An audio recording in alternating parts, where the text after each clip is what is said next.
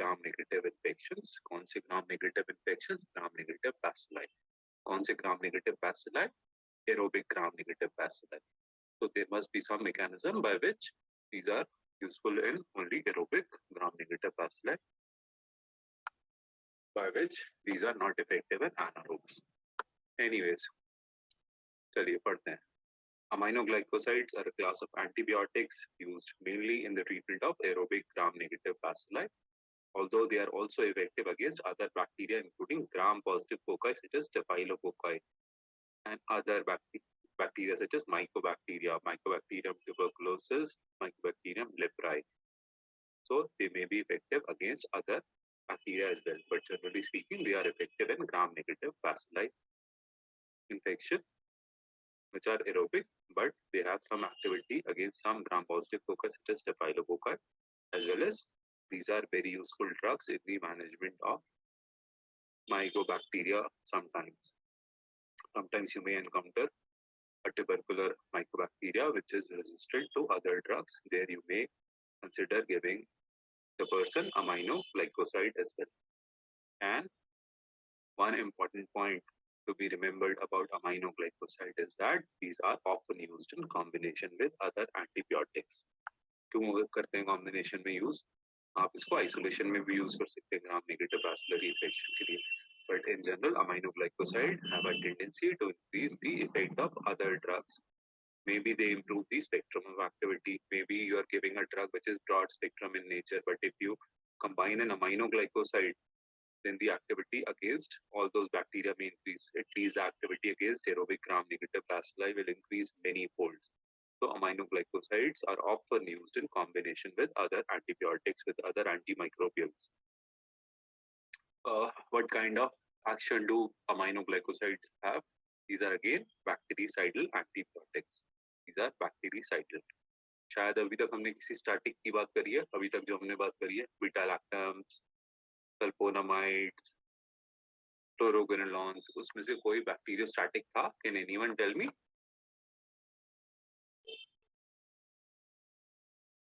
Sulfonamide. So sulfonamide is the right answer. Trimethoprim, you can also say, may be bacteriostatic, but when you combine sulfonamide with trimethoprim, the combination, fixed dose combination becomes cidal in nature. So anyways, aminoglycosides are bactericidal antimicrobials, bactericidal antibiotics. They interfere. How do they inhibit bacterial growth? How do they inhibit bacterial function? They inhibit it by interfering with bacterial protein synthesis. So aminoglycosides are bacterial protein synthesis inhibitors, unlike fluoroquinolones, which were inhibitors of bacterial DNA replication. So aminoglycosides are bacterial protein synthesis inhibitors. And these are used to treat aerobic gram-negative bacterial infections, particularly those caused by aerobic gram-negative bacilli. Aminoglycosides, just like fluoroquinolones, exhibit concentration-dependent killing, and they also have a prolonged post-antibiotic effect, therefore administered as single daily dose. You can give them twice daily also, but if you give a single daily dose, a high enough dose, a single dose may also be equally effective as twice daily dosing. So they can be used as single daily dose, provided you are not giving such high concentration that they start producing their adverse effects. So aminoglycosides exhibit concentration-dependent killing, and they have a prolonged post-antibiotic effect, just like fluoroquinolones. If anybody asks you which among fluoroquinolones and aminoglycosides have more concentration-dependent killing, have a better post-antibiotic, right? The question becomes cruel. है ना? Fluoroquinolones और aminoglycosides को compare करने के लिए भी पूछ सकते हैं आपको. But in generally, both fluoroquinolones and aminoglycosides, they exhibit CTK and PI, post-antibiotic effect. And aminoglycosides can be administered as a single daily dose. A high enough dose will produce a high enough peak, provided that peak does not become toxic to the patient itself. So a single daily dose of aminoglycosides can be. The major adverse drug reactions, and these are commonly encountered with aminoglycoside use. Major adverse drug reactions are ototoxicity and nephrotoxicity.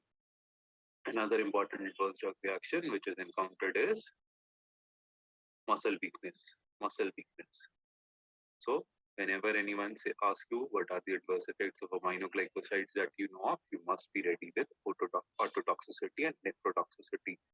These are ototoxic, nephrotoxic drugs can produce muscle weakness also.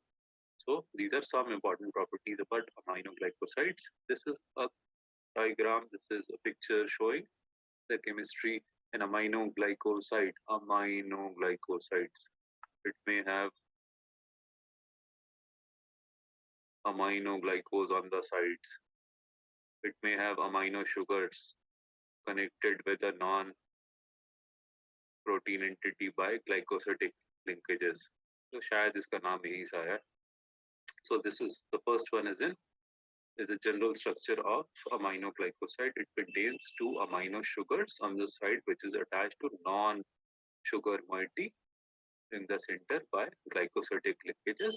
These oxygen-oxygen linkages. So there are two amino sugars on the side and in the center is a non-sugar entity. But there are exceptions to the structure also. Streptomycin, which is an aminoglycoside, जिसके बारे में हम बात कर रहे हैं.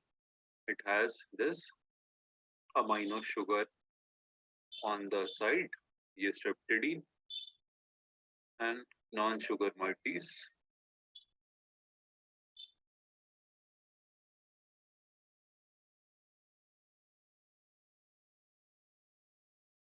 It has a non-sugar moiety on the side and the amino sugars इसके एक side में लगे हुए. दोनों amino sugars are on one side and non-amino sugar is on this. So this is the general structure. कोई जरूरत नहीं याद रखने की, मुझे याद नहीं है तो भी क्या. Now coming to classification of aminoglycosides, इतनी ज़्यादा important नहीं होती classification. Certain kind of classification may be given in your textbook also. I have classified them based on their use. Those which can be used in systemic infections and those which are used via topical route, they are too toxic to be used systemically. So those which can be used systemically include streptomycin, gentamicin, anamycin, amikacin, cesomycin, tobramycin and netilmycin. And those which are used topically include neomycin and tramycetin. यहाँ कुछ compounds red colour से बने हुए, कुछ compound black से बने हुए, लिखा हुआ है. Those which are written in red, they are ending with a suffix of mycin, mycin. Those which are written in black are ending with a suffix of mycin, micin. इसको भी आप mycin कह सकते हैं, ऐसा कोई फर्क नहीं है ना. Gentamicin, you can call it gentamicin, you can call it gentamicin also, but there is a small minuscule difference. Those ending with the suffix of mycin, mycin, are obtained from genus Streptomyces. है ना, ये microorganism है जिससे these compounds, these drugs are obtained. And those which are ending with the suffix mycin, MICIN, are obtained from genus Micromonospora. लिखते हुए हम सब भूल जाते हैं, यहाँ तो टाइप किसी ने कर रखा है तो पढ़ रहे हैं. Mycin, आप streptomycin में MICIN भी लिख सकते हैं, as long as you remember that streptomycin है. Streptomycin is an aminoglycoside. Aminoglycosides are class of antibiotics given in gram-negative infections.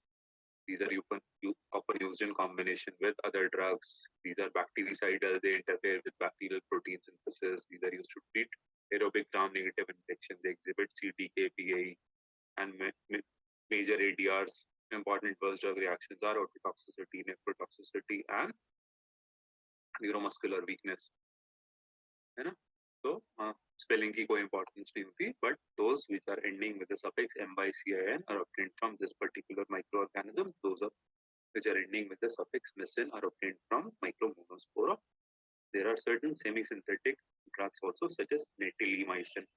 Netilmycin, it is ending with the suffix of MICIN, but it is a semi-synthetic aminoglycoside. It is not obtained entirely from a microorganism. Moving on, what is the mechanism of protein synthesis? ये तो आप ही बता सकते हो अच्छे से, आप ही ने बायोकेमिस्ट्री अभी पढ़ी है ना. Who will tell me how are proteins synthesized? What is the template on which amino acids are combined to form a peptide, then the peptide undergoes folding, translation. People are saying translation via ribosome, translation of mRNA by ribosomes. Okay.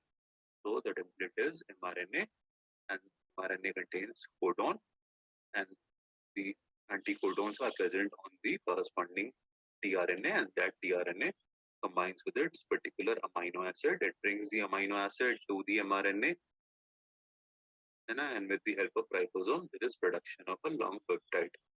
At least primary structure तो बन ही जाता है protein का, then it will undergo certain changes to give rise to secondary, tertiary, quaternary structure of proteins. Why are proteins important? Because proteins are building blocks of a cell.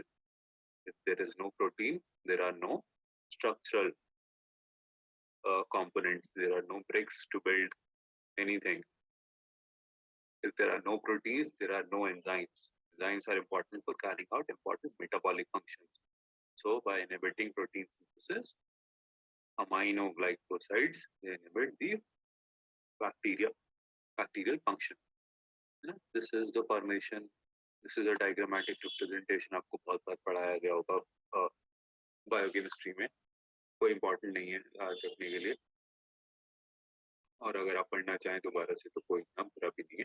So this is basically an mRNA. mRNA has been transcribed from DNA. DNA से mRNA बन रहा है. Then this mRNA is translated into a protein with the help of ribosomes and tRNA. And obviously the building blocks of proteins, amino acids. And इसमें एक initiation codon है AUG. तो इसका एक corresponding tRNA होगा जिसपे ये base pairs होंगे UAC. It will take methionine को कहेगा चलो चलो आओ मैं तुम्हें प्रोटीन बनाता हूँ. अमाइनो एसिड्स को कहेगा tRNA चलो मैं आपको प्रोटीन बनाता हूँ, लेके चलता हूँ mRNA के पास तक, आपको प्रोटीन में कन्वर्ट कर दिया. क्या खामखा अकेले घूम रहे हो, और पेप्टाइड्स के साथ रहो, आपकी जिंदगी आसान हो जाएगी. तो ये tRNA पकड़ के लाया मिथियोनिन को और इसने AUG से कंबाइन करा दिया. नीचे एक सब यूनिट लगा हुआ है ऑफ राइबोसोम. दिस सब यूनिट इज 30th सब unit. Bacterial ribosomes are 70th ribosomes. Mammalian ribosomes होते हैं 80th, but 70th has two subunit, 30th and 50th.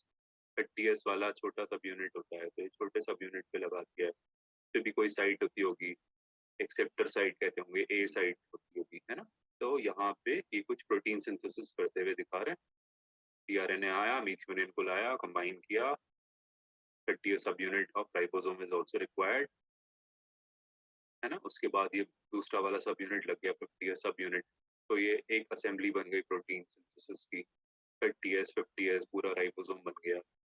इसमें दो साइड्स होती हैं, acceptor side and P side, है ना. एक्सेप्टर साइड पे आकर न्यू वाला mRNA, न्यू वाला tRNA होगा जो दूसरे अमीनो एसिड को लेकर आएगा. Then there will be formation of a peptide linkage between these two amino acids. Then there will be shifting. P A वाला P पे चला जाएगा, है ना. नया वाला जो A होगा वो फिर से खाली हो जाएगा. Another tRNA will come. पुराना वाला tRNA यहाँ से चला जाएगा. So there will be formation of this peptide, and finally this tRNA will encounter a termination sequence, and this peptide formation will be blocked, will be stopped, है ना. Peptide बन के यहाँ से निकल जाएगा. तो इसमें अमाइनोग्लाइकोसाइड की कहानी पढ़ रहे थे हम. अमाइनोग्लाइकोसाइड में किस चीज को ब्लॉक करते हैं aminoglycoside? Do they inhibit the formation of initiation complex?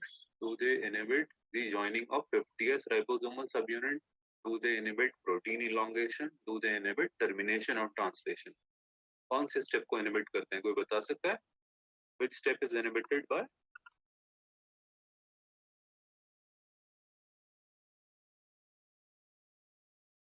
Initiation and polysome formation. ठीक है. So those students who are saying initiation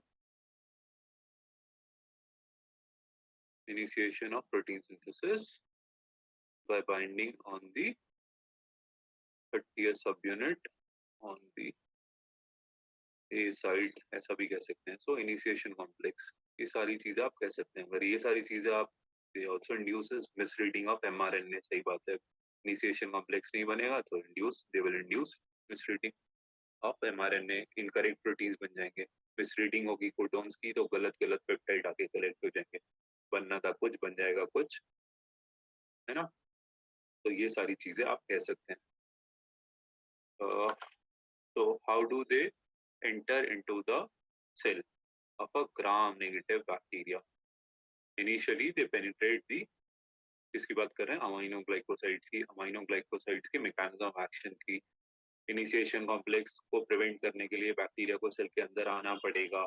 उसके लिए initially they penetrate the bacterial cell wall to reach the periplasmic space through the pore channels, and this transport through the bacterial cell wall to reach the periplasmic space is a passive transport, does not require any kind of energy, passively diffuse in कर जाते हैं, है ना. Further transport across cytoplasmic membrane takes place via active transport via proton pump, and this proton pump requires oxygen. It is an oxygen dependent process. That is why, so in order to get transported inside the cell, aminoglycosides require an oxygen dependent process. That is why aminoglycosides are not so effective in anaerobic bacterial infection. हो भी सकते हैं, आप combination में दे भी सकते हैं और ड्रग्स के साथ, but by themselves these are not effective against anaerobe. उसका किसी ने मैकेनिज्म लिखने की कोशिश करिए. That transport of aminoglycoside across cytoplasmic membrane takes place by an active transport by a proton pump, and this entire process is an oxygen dependent process. Now they bind aminoglycoside. ये हम अभी बताया, आप ही लोगों ने बताया था that aminoglycoside bind to the 30th ribosomal subunit of the ribosome, and they interfere with the formation of initiation complex. And this, by binding to 30th ribosomal subunit and interfering with the formation of initiation complex, they induce misreading of the genetic code of mRNA. लिखा हुआ होगा कुछ, पढ़ेगा कुछ, amino acid कोई और लग जाएगा. And also it will cause breakup of polysomes into monosomes. Polysomes और monosomes में क्या फर्क होता है ना. यहाँ पे आपको मोनोसोम ही नजर आ रहा है. एक ही 30th राइबोसोम, टीआरएनए, एमआरएनए की असेंबली नजर आ रही है, बट इसी तरह से बहुत सारी असेंबलीज होती है ना. सिर्फ एक लंबे से एमआरएनए को पढ़ने के लिए सिर्फ एक ही राइबोसोम नहीं होता, बहुत सारे होते हैं, है ना. यहाँ पे राइबोसोम्स लगते रहते हैं mRNA के साथ, एंड बहुत सारे राइबोसोम्स होते हैं. those are known as polysomes. So breakup of polysomes into monosomes. Now talking about CTK and PI, दोबारा से बता रहे हैं what is CTK and PI. Concentration dependent killing and post antibiotic effect. When we talk about aminoglycosides, we must talk about concentration dependent killing and post antibiotic effect. Aminoglycosides exhibit CTK. Higher the concentration above the minimum inhibitory concentration, higher will be the bactericidal effect. Higher will be the effect against bacteria. It does not matter for how much duration of time that peak is obtained, but as higher peak is obtained, higher will be the antibacterial effect. That is known as concentration dependent killing. Obviously, you want those peaks to come frequently, so you can repeatedly give aminoglycoside. And those peaks should not be so high that they attain toxic levels, but still CTK is important. Concentration dependent killing. Those antibacterials, those antibiotics which exhibit CTK also have a profound, they have a good post-antibiotic effect. So aminoglycosides have a good CTK, they exhibit concentration dependent killing, and they also possess significant post-antibiotic effect. And single daily dosing is at least as effective as and no more toxic than multiple dosing. So you can give a single daily dose. Let's say you're using gentamicin in a dose of 40 mg twice daily. You can think about giving a higher dose of gentamicin. Gentamicin कौन सी हमने बात करी थी अभी, gentamicin और gentamicin. Let's say you're giving 40 milligram daily, 40 milligram twice daily, and that 40 milligram is sufficient enough to reach a concentration above the minimum inhibitory concentration. But you can give 60 milligram or 80 milligram of gentamicin only once daily. That will achieve a higher peak. It will have a good action. So single daily administration, single daily dosing is at least as effective, if not more effective, than multiple dosing, and single daily dosing is no more toxic than multiple dosing. What is the mechanism of resistance? What is the mechanism by which bacteria develop resistance towards aminoglycoside? Here, the mechanism of resistance is by synthesis of plasmid-mediated bacterial transferase enzyme, bacterial enzymes, drug-destroying enzymes. So, bacteria start producing drug-destroying enzyme which inactivate aminoglycosides. Other mechanism may be decreased transport into the bacterial cytosol. There may also be deletion or alteration of receptor proteins on the 30th ribosomal unit. 30th ribosome पे तो आके attach करते थे amino glycoside, उसी को तो inhibit करते थे. So there may be deletion or alteration of receptor proteins on 30th ribosomal unit by mutation, which prevents attachment of amino glycoside. So these are some mechanisms of amino glycoside resistance. What is the antibacterial spectrum? These are effective against gram-negative aerobic bacilli. These are primarily effective against gram-negative aerobic bacilli. Maybe PECs कह देते हैं. Some people like to call them PECAS. PECs का क्या मतलब होता है पता नहीं. P for Proteus, Pseudomonas. EC means E. coli Enterobacter. A for Klebsiella, S for Shigella. Salmonella नहीं लिखा हुआ है इसमें. Pseudomonas लिखा हुआ है लेकिन, है ना? So these are effective against Proteus, Pseudomonas, E. coli, Enterobacter, Klebsiella, and Shigella. Few gram-positive foci such as Staph and Strep viridans. यहाँ Strep pneumoniae नहीं लिखा हुआ है, Strep viridans लिखा हुआ है. Anyways, these are also effective against Staph aureus, Streptoviridans. Other more effective drugs against gram-positive foci may be given instead of giving drugs which are primarily effective against gram-negative bacteria. If you encounter a gram-positive bacteria, give narrow-spectrum drugs which are more effective against gram-positive bacteria, such as beta-lactams and first generation, second generation cephalosporins. But they can be used in Staph aureus and Streptoviridans. Aminoglycosides are not effective against gram-positive bacilli. These are not effective against gram-negative foci, and these are not effective against anaerobes because to get inside the cell of a bacteria, they require processes which are oxygen dependent. So these are not effective in anaerobes. These are not effective in gram-positive bacilli, gram-negative foci. अगर सिर्फ आप ये याद रखें, these are primarily effective against aerobic gram-negative bacilli. These are narrow-spectrum drugs, cytal drugs, inhibit protein synthesis, bacterial protein synthesis. तो ये अच्छा रहेगा आपके लिए. So we are talking about antibacterial spectrum. These are primarily effective against gram-negative aerobic bacilli. Now, what are the important pharmacokinetic properties which may be remembered? One important property is that all of these compounds, all of the aminoglycosides are highly polar basic drugs. These are highly polar basic drugs. Because these are highly polar, they have poor oral bioavailability. For transport across membrane, a drug needs to be what kind of drug? किस तरह की drug होनी चाहिए? Is anybody listening? Lipid soluble. So a drug needs to be lipid soluble. These are not so lipid soluble. These are polar basic drugs. Water soluble those हैं, lipid soluble. Unionized lipid soluble. है ना? So these are ionized compounds. Polar है. Polar लिखा है किसी ने तो ionization हो गया. So these are highly polar basic drugs which have a poor oral bioavailability. And because these are poor oral absorption, these have to be administered parenterally. They can be applied locally also. है ना? अगर local wounds हो जाए किसी को तो locally भी apply कर सकते हैं. But they will not cross a biomembrane because these are not lipid soluble. So they need to be administered parenterally. They are poorly, because these are polar basic compounds, these are poorly distributed and poorly protein bound. They do not undergo significant metabolism, and nearly all of the IV dose is excreted unchanged in the urine. And because these are nephrotoxic drugs, they produce nephrotoxicity of their own. They are toxic to kidneys even in small doses, even in the routine doses, but that toxicity is usually transient. It is usually reversible, goes away as soon as you stop giving the drug.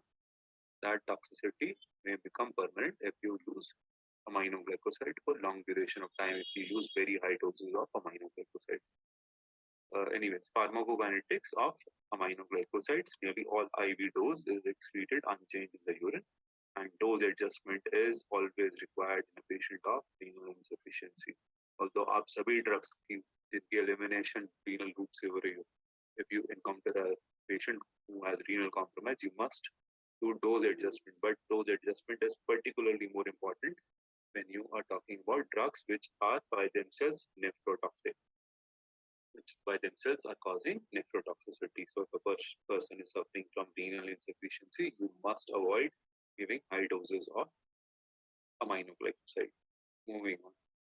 तो pharmacokinetics ऐसी सी हमने कुछ बातें करी थी, topically apply कर सकते हैं आप, है ना, स्किन पे अप्लाई कर सकते हैं, म्यूकोस मेम्ब्रेन्स पे पता नहीं अप्लाई कर सकते हैं नहीं, आप गैस्ट्रोइंटेस्टाइनल ट्रैक्ट में भी दे सकते हैं कि अब्जॉर्ब ना हो, ऐसे कैसे फीकल एलिमिनेशन या कट स्टेरिलिटी के लिए भी शायद आप कोई अमाइनोग्लाइकोसाइड यूज कर सकते हैं.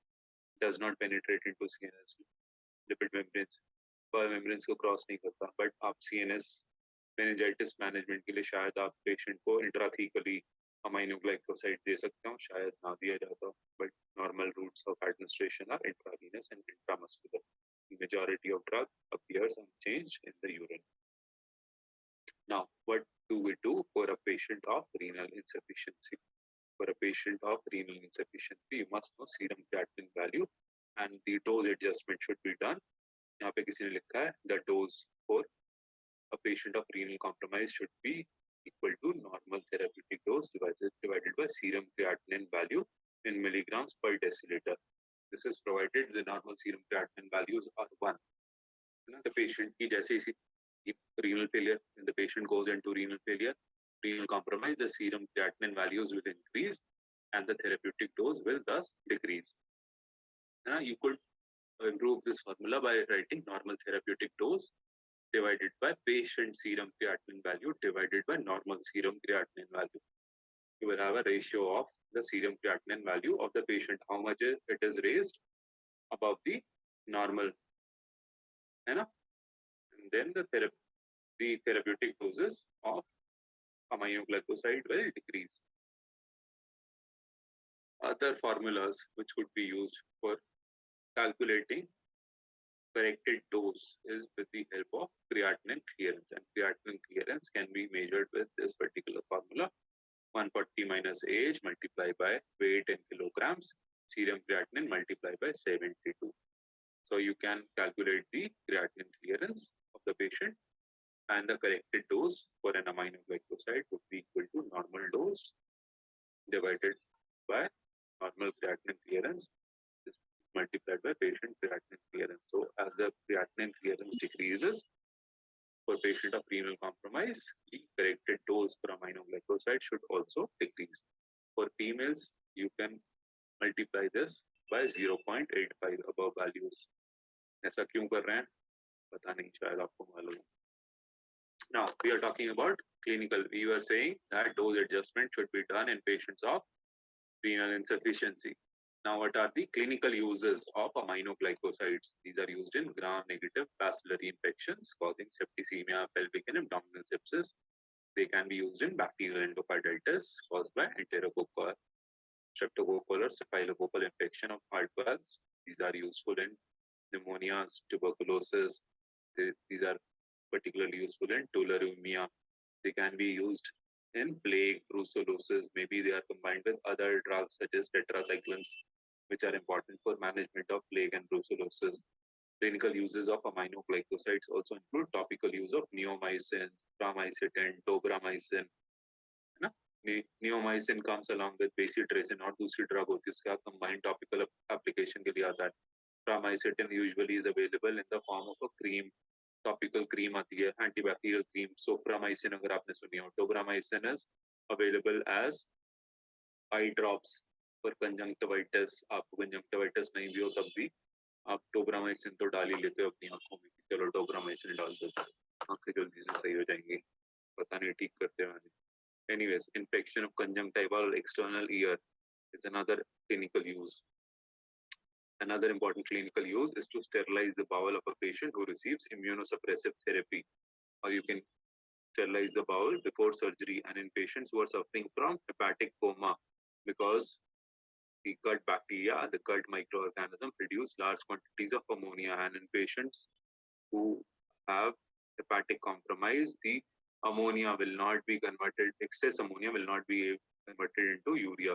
So excess ammonia will accumulate and will further deteriorate a hepatic coma patient.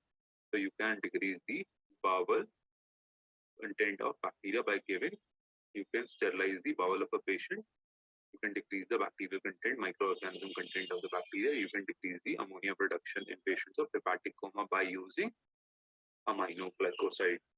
इसके लिए commonly use होती है neomycin. Neomycin use हो सकती है. There are other drugs also which can be given in patients of hepatic coma, such as mannitol. Mannitol is just a purgative laxative. GI contents को evacuate कर देता है तो bacterial counts वैसे ही कम हो जाते हैं. Anyways, these are some clinical uses. Now, what are the common toxicities? What are the common adverse drug reactions which are encountered in patients who are given aminoglycosides? Common toxicities include ototoxicity, nephrotoxicity, and neuromuscular blockage. Ototoxicity may be vestibular damage or cochlear damage or both. दोनों भी हो सकता है एक ही drug से. Nephrotoxicity is there and neuromuscular blockage is there. Let's see कि उन्होंने कुछ लिखा. Yes, ototoxicity. Ototoxicity is due to impairment of 8th cranial nerve function. It is due to impairment of 8th cranial nerve function, and it may be irreversible. Initially, it is reversible. There is reversible damage to the ears, reversible damage to the cochlear function, reversible damage to the vestibular function, but for prolonged use and in some rare patients, you can have irreversible ototoxicity. Ototoxicity, cochlear damage may lead to hearing loss and tinnitus. कानों में सीटी की आवाजें बजती रहेंगी, है ना, patient के for lifetime. Cochlear damage is encountered more with certain members of aminoglycoside than with others. It is more commonly seen with neomycin, amikacin, and kanamycin.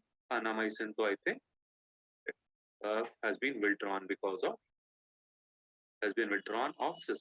for systemic use because of high ototoxicity. आप पढ़ के बताइए kanamycin अभी available है या नहीं. amikacin तो है, neomycin तो है, ये तो मुझे मालूम है, कानामाइसिन का नहीं मालूम. Ototoxicity, vestibular damage हो जाएगा तो क्या करेगा इंसान, डांस करने लग जाएगा, उसका बैलेंस खो जाएगा. There will be vertigo, ataxia, loss of balance, and vestibular damage is encountered more with streptomycin and gentamicin. Gentamicin लिख दिया ना, gentamicin icin होना चाहिए था, but ऐसी कोई गलत बात नहीं है. It is more with strepto and gentamicin as compared to other drugs. शायद आपकी किताब में कुछ different लिखा, आपकी किताब में जो लिखा है वो ठीक है ना, जो किताब आप पढ़ रहे हैं, as long as आप बुक पढ़ रहे हैं, अच्छी बात है. Tobramycin has both cochlear and vestibular toxicities. Netilmycin, the newer semi-synthetic aminoglycoside, is claimed to have low incidence of ototoxicity or low ototoxicity. Now, talking about nephrotoxicity, gentamicin, amikacin, tobramycin are more toxic than streptomycin. When we talk about nephrotoxicity, that does not mean streptomycin is not nephrotoxic. That does not mean you will not decrease the drug dose of streptomycin for a patient of renal compromise. You will always decrease the dose of streptomycin when you are giving the drug to a patient of renal compromise. But we are talking relatively here. Gentamicin, amikacin, and tobramycin are more nephrotoxic as compared to streptomycin. So special care must be given while using these drugs. And nephrotoxicity is reversible if the drug is promptly discontinued. And what is the effect of nephrotoxicity? There will be decrease in glomerular filtration rate, increase in serum creatinine levels, and there will also be, because GFR is decreasing, there will be decrease in clearance of antibiotic. What do you understand by clearance? What is clearance? What is renal clearance?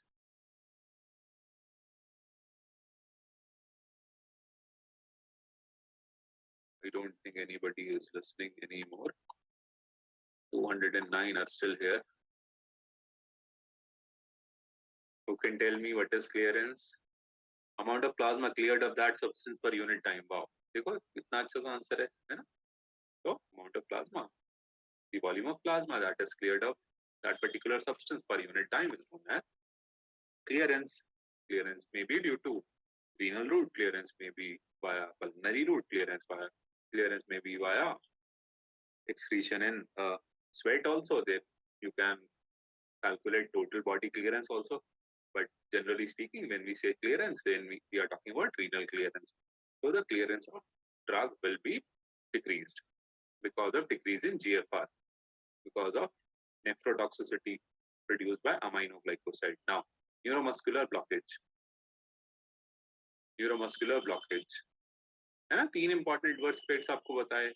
Shear toxicity, which is caused by majority of aminoglycosides, autotoxicity, nephrotoxicity, neuromuscular blockage. We talked about autotoxicity, we talked about nephrotoxicity. Now we are going to talk about neuromuscular blockage or neuromuscular और muscle weakness. Simply speaking, muscle weakness. यहाँ इन्होंने paralysis दिखा दिया.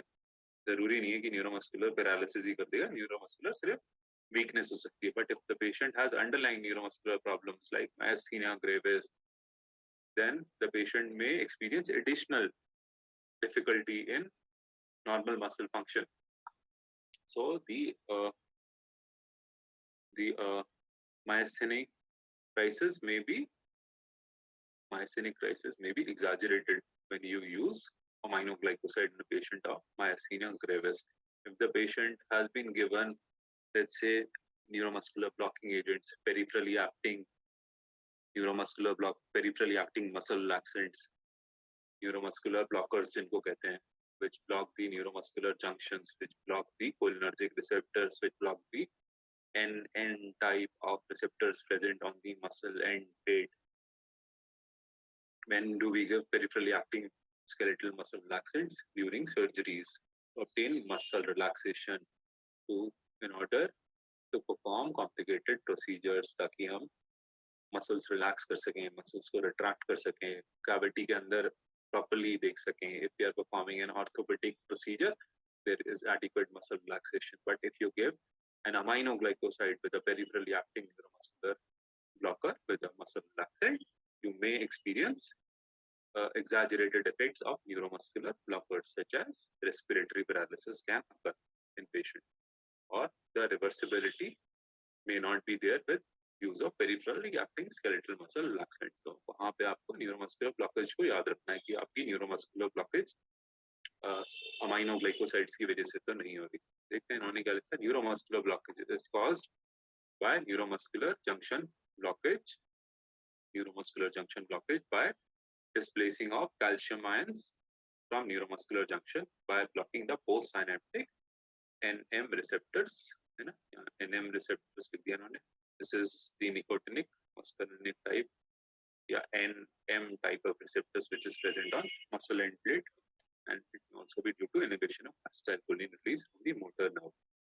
है ना, motor nerve होती है, वो आके मसल्स पे एक्ट करता है, उसमें से एसिटाइलकोलिन निकलता है, एसिटाइलकोलिन जाता है और वो मसल्स पे रिसेप्टर्स होते हैं एम टाइप के, वहाँ स्टिमुलेशन प्रोड्यूस करता है. उसकी वजह से MEBPs जनरेट होती हैं. MEBPs कंबाइन करके EPP बन जाती है, मसल ट्विचिंग हो जाती है. तो शायद ये inhibition of acetylcholine release blocking the post synaptic NM receptors करता है. इसलिए there are neuromuscular blocking effects. Neomycin and streptomycin have more propensity to produce neuromuscular blockage. That does not mean others will not produce, but neomycin and streptomycin have more propensity. If your book is saying name of other drugs instead of this, follow your book. Tobramycin is least likely to produce it. Myasthenic weakness is increased by these drugs, जैसे मैंने बताया.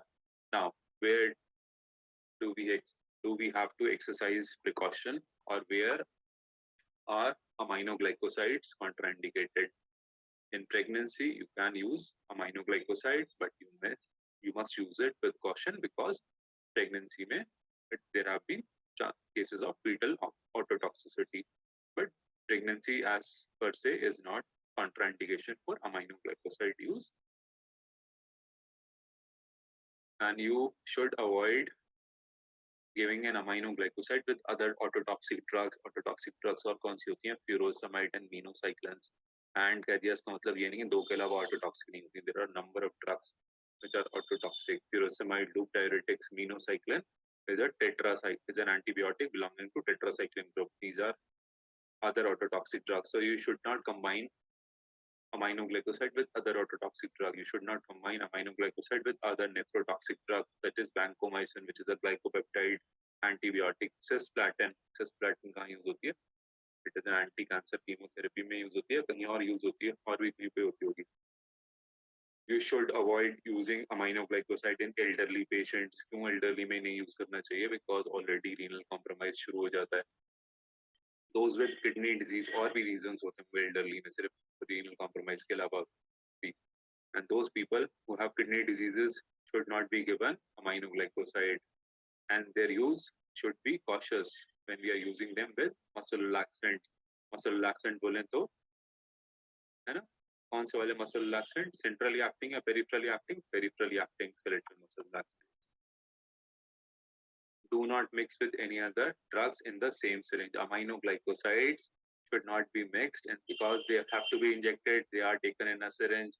If other drug is also to be given by an injection, sometimes people may have a tendency to mix two drugs in the same syringe. So do not mix aminoglycoside with any other drug. They have a tendency to form insoluble complexes, है ना. इसलिए same syringe में aminoglycoside के किसी दूसरी drug को नहीं लेना. भले आप इंजेक्ट ना करो, नर्सिंग स्टाफ करे, बट उनको भी समझाना. उनको समझाया जाता है अलग से, भूल जाते हैं सब लोग, वो बात अलग है, हम भी भूल जाते हैं. Now I'm going to talk about some individual aminoglycoside. Another 5 minutes, we'll be going away. Now let's start with streptomycin.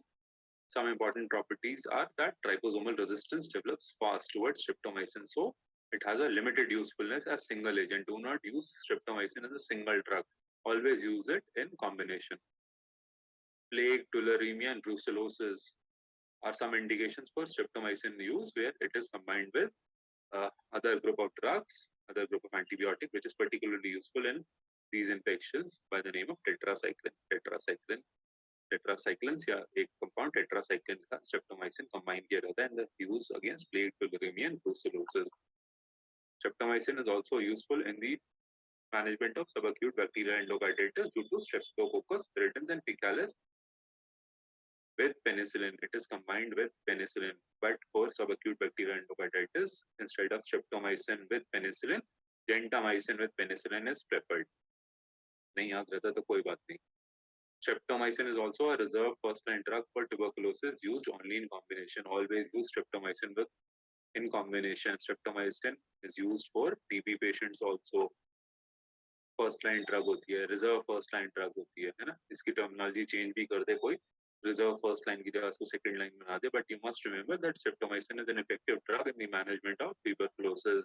It was the first drug, I think, which was effective against management of TB. Rest of the anti-tubercular medicines came later. Moving on to gentamicin or gentamicin, it is obtained from Micromonospora बताया. Most commonly used aminoglycoside is gentamicin. ये भी कहने के लिए कैसे पता चला that is most commonly used? Do you have any data to say this?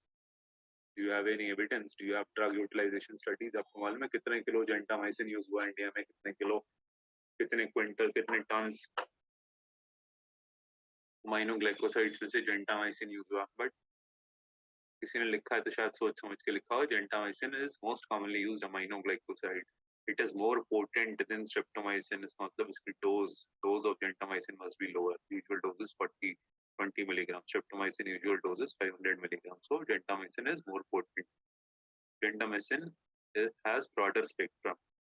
Pseudomonas, Proteus, E. coli, Klebsiella, Enterobacter, Serratia are all covered by gentamicin. One important property, one good property of gentamicin is that it has very low cost and reliability of use, long experience. Reliability of use is because that we have a long experience. People have a long experience of using gentamicin. They have been using it for decades, so there is a reliability of use, and it is also available at low cost. इतनी कम cost भी नहीं हो दवाई की कि सारा economics खराब हो जाए और आपको मार्केट में अवेलेबिलिटी खत्म हो जाए. ठीक है, low cost is good, but इतना कम भी नहीं होना चाहिए, हाई कॉस्ट तो बुरी होती है. Gentamicin acts synergistically with other antimicrobials such as ampicillin, penicillin G, ticarcillin, ceftriaxone, vancomycin. These can be given for gram-positive infection. Gentamicin may be added for gram-negative coverage. It is ineffective against Mycobacterium tuberculosis.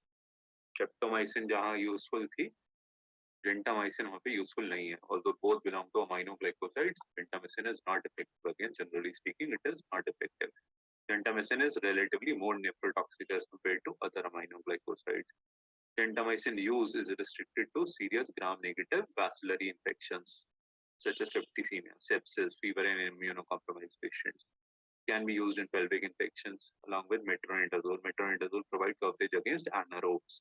So आप pelvic infections के लिए use कर सकते हैं. There are other uses. Important uses: meningitis caused by gram-negative bacilli. In meningitis caused by gram-negative bacilli, a third-generation cephalosporin is used with gentamicin. Third-generation cephalosporin can be used alone or can be combined with an aminoglycoside like gentamicin.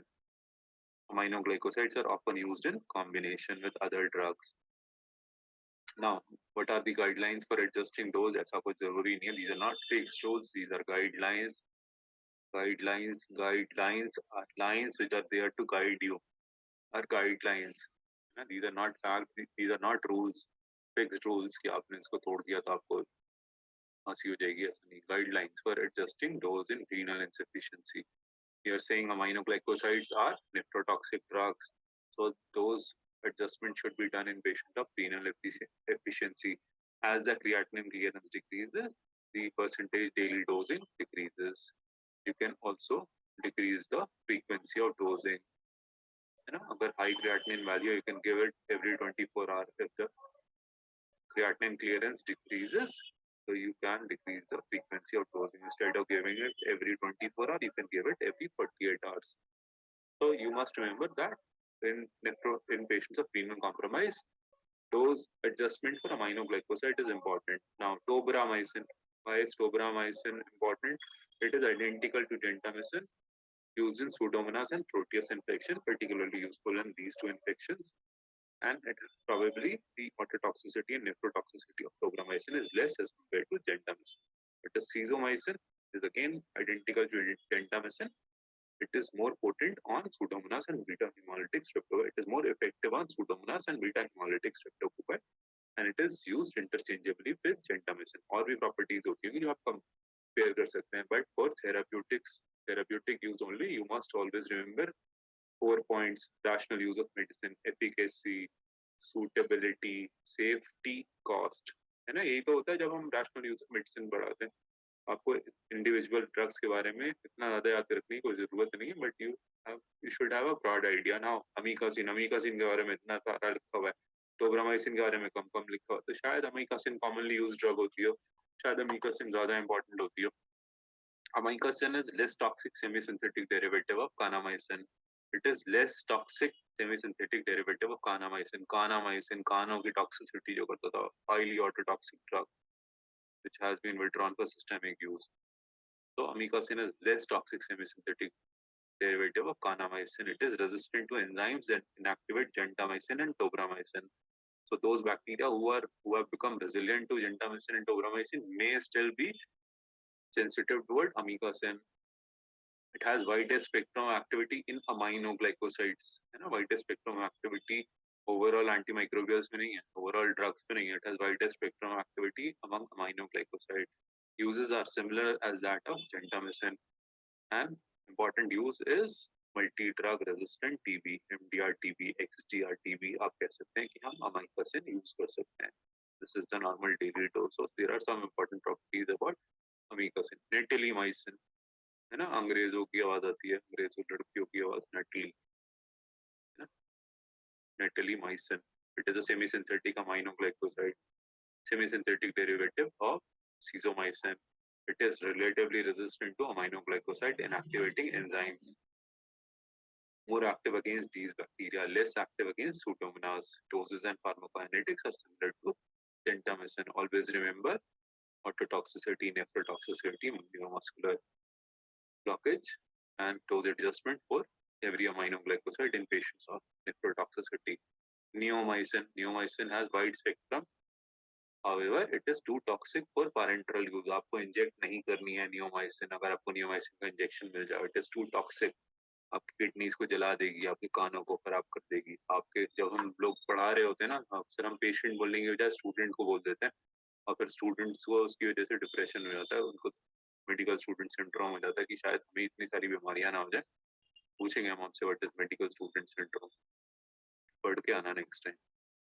Anyways, we are talking about neomycin. It is too toxic for parenteral use. It is too toxic for systemic use. आपको systemic absorption, systemic circulation में neomycin नहीं डालना है, blood में neomycin inject नहीं करना है. Its use is limited to topical.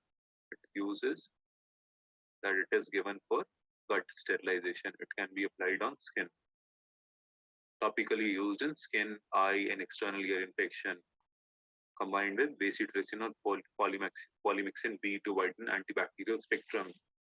It can be used orally for preparation of bowel before surgery and in patients of hepatic coma. However, even in patients of hepatic coma, lactulose is more preferred. शायद मैंने पहले mannitol बोल दिया, lactulose is more preferred. Neomycin is also useful for bladder irrigation along with other topical antimicrobials such as polymyxin B. So if you want to irrigate the bladder, if you want to sterilize the bladder, you can use neomycin. Pramycetin, another aminoglycoside not used systemically. It is similar to neomycin. It is too toxic for systemic administration. It is used topically on skin. है ना, sopramycin के नाम से आती है. Pramycetin eye drops or ear drops may also be available. But is spectinomycin. Spectinomycin per se is not an aminoglycoside. You can call it an aminoglycoside. Also, है ना, similar सा name है.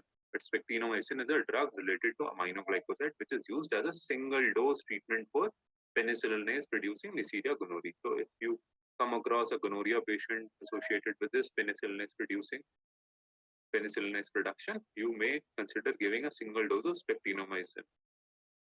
And in patients of gonorrhea who are penicillin allergic, other treatment for gonorrhea may also be there.